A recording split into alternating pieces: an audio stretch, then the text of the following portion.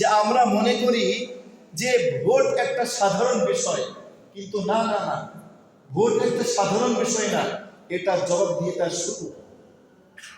যদি প্রত্যেকটা ব্যক্তি সঠিকভাবে তার ভোটাধিকার সেরকম ভাবে প্রয়োগ করতে পারে, তাহলে অবশ্যই সৎ লোকের শাসন প্রতিষ্ঠা হওয়া এটা সম্ভব না।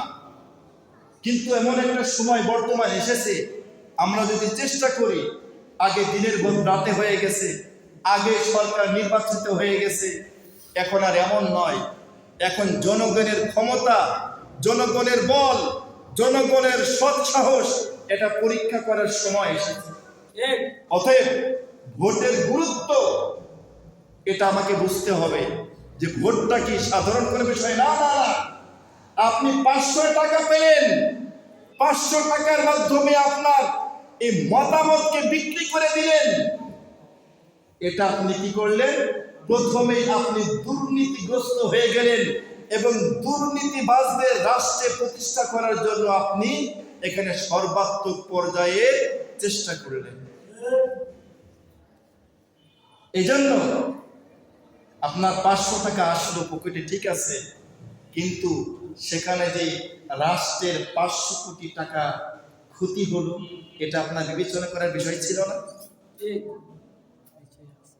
এই ক্ষেত্রে আপনি যদি এই 500 টাকা গ্রহণ করে কোন অসৎ ব্যক্তিকে আপনার ভোট অধিকার এটা যদি আপনি প্রয়োগ করেন, তাহলে এই ক্ষেত্রে আপনি রাষ্ট্রের কাছে আপনি আত্মসাৎকারী হিসেবে বিবেচিত হলেন। সর্বপ্রথম আপনি আত্মসাৎকারী হয়ে গেলেন, আপনি নিজেই ঘুষখোর হয়ে গেলেন। আর আপনি নিজে ঘুষখোর, ঘুষ প্রদানকারীকে ভোট দিয়ে পার্লামেন্টে পাঠিয়ে দিলেন।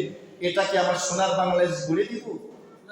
না, সোনার বাংলাদেশ, সোনার সবকিছু তারা হনন করে নিয়ে তারা বিদেশে পাড়ি জমাবে, বিদেশে বিল্ডিং বালাখানা তৈরি করবে, আরামায়েশে থাকবে।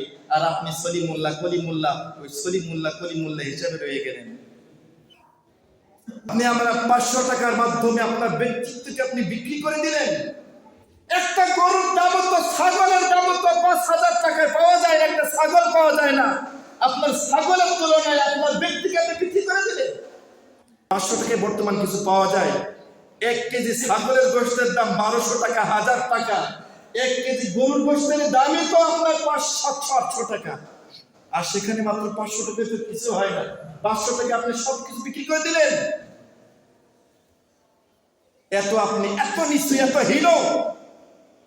এই জন্য আমাদেরকে বিবেচনা করার সময় এসেছে, বোঝার সময় এসেছে যে আমার ভোটের দাম, আপনার প্রতিনিধিত্ব প্রণয়ন, তাদেরকে পার্লামেন্টে প্রতিষ্ঠা করা দাম, এই চাবিকাঠি আপনার হাতে।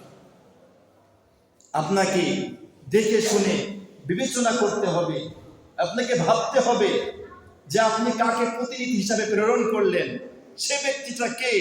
তার মাধ্যমে আপনি যদি নারী হন, আপনার শ্লীলতা হানি হবে না, আপনি সংকটে, আপনি একবার নির্ঝঞ্ঝাটে আপনার বাড়িতে অবস্থান করতে পারবে। এর গ্রান্টের যদি আপনি পান, তাহলে আপনি তাকে প্রতিনিধি বানান।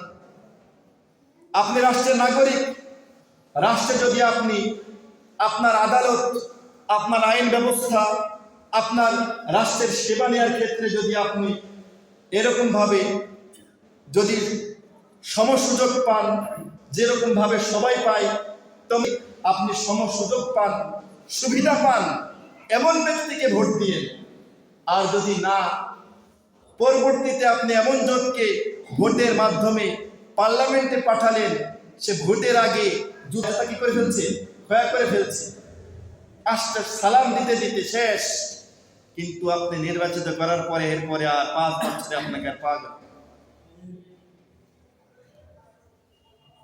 আপনি সলিমুল্লাহ কলিমুল্লাহ হয়েই থাকলেন, আপনারা কোনো খোঁজ খবর সে রাখলেন।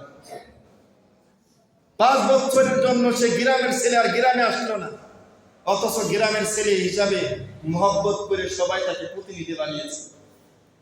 এমন রেকর্ড আছে কিনা? কম না বেশি? বেশি। বেশি।